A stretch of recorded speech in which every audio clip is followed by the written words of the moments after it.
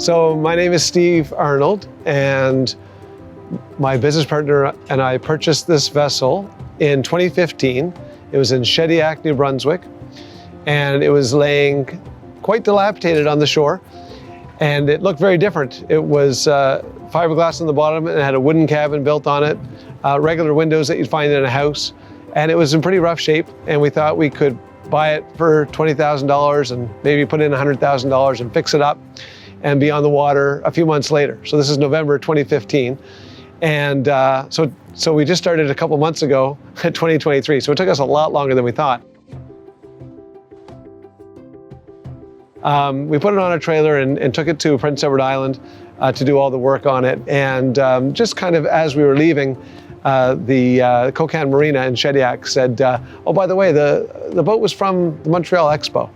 And I didn't really think much about it until I got home, and the renovations were taking a little bit longer than we planned. And so I started to do some research on the internet, and I found that this boat was in the Montreal Expo, and that there were several of them. They were called vaporettos, which is Italian for water bus, and they ferried people around to the different pavilions during the Montreal Expo. And the boats look very different. They were basically big canoes with canopies on the top, and I knew there were several of them. I didn't know exactly how many. I knew that this was likely the very last one of its kind, because this was 50 years later. And I started to do some research on the internet, and found that this boat, our boat, actually was in Charlottetown in the early 70s doing tours up the West River. So what we're doing today, 55 years later, it had been doing in the early 70s. And I thought that was fascinating that we're bringing the boat back here to PEI. And of course now it's solar powered. We did a lot of renovations on it. And so I thought it was really cool that this Expo boat started in '67, and then it came to PEI, and then it went to New Brunswick. I heard that it went also to Cape Breton as well. So it made its way around the Maritimes for over 50 years, and then back again here in the Charlottetown Harbor. So we took this diesel-powered boat with a gas diesel fuel at the very back and the 1,000-pound diesel motor at the back. And we replaced it with a very small and quiet electric motor. It's a Lynch motor from the United Kingdom. It's a swordfish model, so it's a dual motor, and only weighs about 80 pounds, 100 pounds. And we've got NiCad batteries in the floor under glass hatches, which is kind of neat, so you can actually look down and see the batteries. And that's all the boat runs on, is electrical power generated by the batteries. How we charge the batteries is really neat. We've got 6 kilowatts of solar panels on the roof, and those solar panels charge our batteries when we're on the water. And then when we're back at the dock, we plug in, just like you plug in your electric car. So we do take advantage of being at the dock and getting extra power. My name is Craig Avery. They call me Captain Craig aboard here. So I'm obviously the captain aboard the solar boat, the first captain, new venture we're on. So. Yeah, no, it's very comfortable, and the noise compared to what I'm used to over the years with big diesel engines screaming behind you, 400 and 500 horsepower engines. This thing is electric, as you know, and very quiet, very comfortable. Steve's doing his presentation. People are asking me questions as we're going along, and you're talking just at normal voices if you're sitting around talking at the kitchen table. Very nice boat, yeah. But the neat thing about this boat is that it's the largest solar-powered vessel in North America. And what I mean by that is it has 6 kilowatts of solar on the roof, which is more solar panels than any other boat, that operates under the power of the sun. I'm not talking about a boat with a diesel motor that might have one solar panel that trickle charges the starter battery. That doesn't count because it's using the diesel motor to run. Our boat runs off of solar power, meaning we have 6 kilowatts of solar, and if the captain puts our throttle down to about 5 kilowatt power, the power in on the solar panels more than exceeds the power that's being used by the motor. It all goes through the batteries. So 6 kilowatts of solar, that's bigger than any other boat in North America. The length of the vessel, 40 feet, that's larger than any other solar boat in North America. And the number of passengers and crew, which is 45, is more capacity than any other solar boat in North America. It also happens to be the world's first, not just North America, world's first solar dinner cruise boat, meaning that we can actually cook our food right on the boat and serve. To my knowledge, there's no other solar-powered boat that cooks right on the boat and is able to serve surf and turf, mussels, oysters, and things like that. We like to keep it island style here and do a lot of seafood, but we also have steak and burgers and chicken and stuff like that for the landlubbers. So it's a pretty neat vessel. It cost us a lot more money and took a lot longer than we planned, but it's very unique. It's the last of its kind. It's a Canadian heritage vessel, and it's nice and quiet, and we can travel by the power of the sun, which is really neat. I'm amazed really with, you can tell people are enjoying something, everybody's laughing, asking questions, interested in the presentation. They're getting off, they're offering gratuities after, they get off the boat. It shows that they really appreciated the trip. And I don't know how many 100 people we had out this summer, but we've been busy almost every day going out. And I never seen anybody getting off that wasn't pleased and happy. And if you look at the reviews, you can see that everybody seems to really enjoy the cruise. The dimensions are about 13 feet wide by about 40 feet long. It weighs about 22,000 pounds. It's a big, heavy boat. We do seat 38 passengers, 34 at booth-style seating. We've got 4 more seats up on the stairs by the captain. And then we've got room for some crew as well. So we are allowed to take up to 45 people on the boat. Our life raft holds 45 people. And we have a 20 kilowatt electric motor that powers the vessel, and about 40 amp hours worth of batteries to power that motor.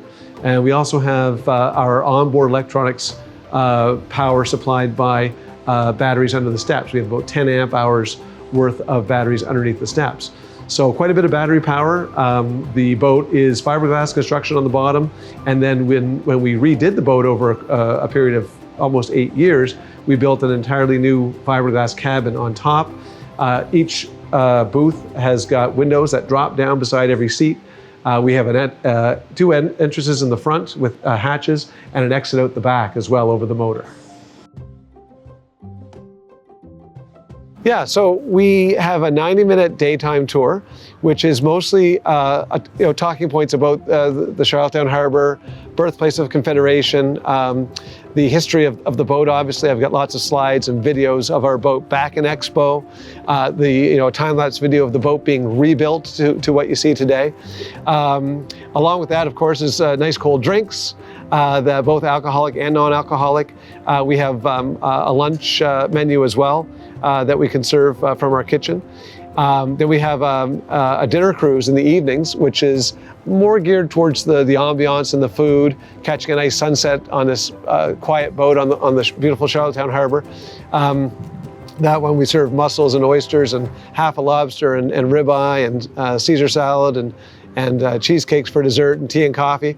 So that we do have still a few talking points about the history of the boat and stuff like that, but we give people a little bit more time to enjoy, good food, wine, drinks on the boat, and some social conversation and things like that. And then we also have a very different type of cruise in the evening, which is our kitchen party cruise, which is live entertainment. So we have local musicians, we've had local comedians. I'm even working on getting a local magician to come on board. And we'll have lighter food fare, charcuterie maybe, or finger food or snacks. Of course, always ice cold drinks available. And then we don't really do much about the history of the boat. It's about the live entertainment on board, seeing Charlottetown as a backdrop in the evening with the lights on, which a lot of people have never seen Charlottetown from the water, particularly at nighttime. So so that's a real fun cruise that we've been doing. So we go from May 1st to October 31st every year. 3 different types of tours. One tour more family oriented, another about the food, and then another one to have a party on the water. But with Ride Solar, we've got North America's largest solar-powered boat, as well as 2 14-passenger pedal buses, one in Charlottetown and one in Halifax. And the pedal buses are very unique. They are a 4-wheeled bicycle, basically a rolling bar, And we actually do a food and drink tour here in Charlottetown. The bike is licensed, it's covered, we have deployable rain screens, so we can go out in pretty much any kind of weather. We've got USB charging ports, and we have a music system, and next year we're going to implement a little TV screen so that it's fully powered by the sun. We've got batteries under the floor, very similar to our boat, electrically powered, but solar panels on the roof. We've got 1.2 kilowatts of solar panels on the roof. The bike has a very long roof line, and those solar panels will actually charge our batteries under the floor. We've got very big 250 amp hour big brick batteries, 4 of them connected in series to make 48 volts, which runs our 2 motors. We've got a small motor in the front and a small motor in the back that actually powers our drivetrain. And along with that, each passenger sitting on the bike can actually pedal. So it's a lot of fun. And just like a real electric bicycle that people have today, you can do all electric or all pedal power or a little bit of both. And that's kind of like what we like to do is just have a little bit of both. So it's an easy pedal without tiring people out too much. But whenever we got to go up a hill or something like that, we've got the batteries and the electric motors to kick in to give us that extra momentum. So that tour, just to give you an idea of what we do here in Charlottetown, it is a food and drink tour. We have some restaurant partners. We do stop at the old Triangle for some discounted food for our riders. And then we go through Victoria Park, and we usually get a photo opportunity over the water there. It's pretty nice. Quite often you can see our solar boat in the water at the same time, so it's kind of neat. And then after that, we usually go to the Dali Cafe, which is at the trail side. Really great ambiance, delicious food, again at a discount for our riders. And then throughout the tour, people can actually purchase drinks right on the bike because we are licensed. So now it's safe. We go slow. We have seat belts. So it's a lot of fun. It's a very unique experience and zero carbon footprint, totally environmentally friendly, powered by the sun. So it's kind of nice. So with regards to reducing greenhouse gas emissions, I think it's pretty clear where electric vehicles stand regarding that aspect. Now, our solar boat, which is the largest in North America, not only are we able to reduce greenhouse gas emissions by not having a combustible engine for propulsion on the boat, but we are also getting our energy not from from the land a little bit, but also with our solar panels. So when we're on the water on a sunny day, we're able to charge our batteries quite thoroughly with 6 kilowatts of solar panels. So we're actually reducing, the emissions 2 ways: by not burning fossil fuels in our motor, and also not using electricity that's produced with fossil fuels on the land. So that's really important. On top of the no emissions, keep in mind too that it's not just air quality that we're talking about, it's also water quality. So we're not putting any more pollutants into the water, which would affect the local habitat, the aqualife in the water, and the ecosystems around PEI in the waterways, but also with the air. So there's a double-pronged approach in 2 different ways, I think, which is really important. And that's the nice thing that you've got with the solar adaptation. Electric's come a long way. Electric is almost, I won't say common now, but everybody knows about it. The next level is solar, and being able to tap that free energy from the sun that doesn't use electricity that's developed by other methods. With regards to tourism playing an important role in Canada's overall approach to reducing greenhouse gas emissions, I think PEI in particular plays a larger role compared to a lot of other provinces because our tourism segment is so much more important, so much bigger part of our GDP for the island.